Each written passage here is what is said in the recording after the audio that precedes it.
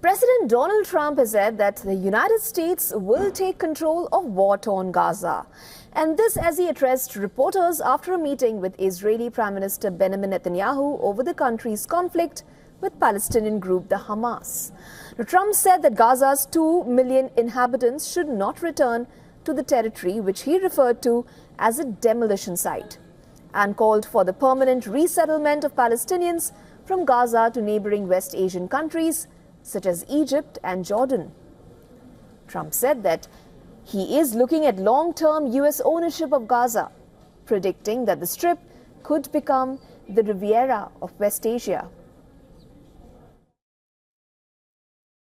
We'll own it and be responsible for dismantling all of the dangerous unexploded bombs and other weapons on the site, level the site and get rid of the destroyed buildings, level it out, create an economic development that will supply unlimited numbers of jobs and housing for the people of the area.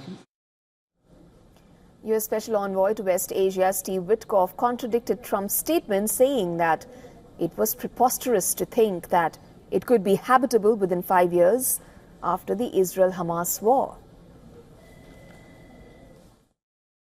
There's 30,000 unexploded munitions. It is the buildings that could tip over at any moment. There's no utilities there whatsoever. No working water, electric, gas, nothing. God knows what kind of disease might be festering there. So when the president talks about cleaning it out, he talks about making it habitable, and this is a long-range plan.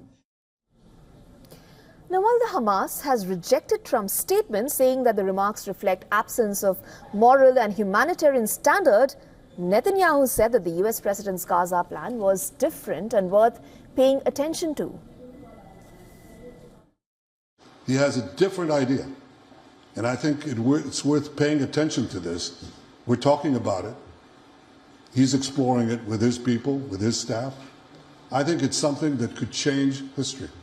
And it's worthwhile really pursuing this avenue.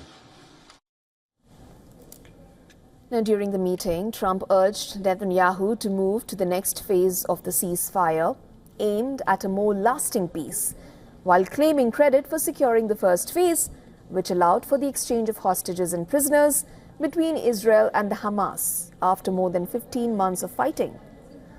Hours before the meeting, the U.S. President, the Israeli Prime Minister's office said that Israel would send a delegation to Qatar for further negotiations.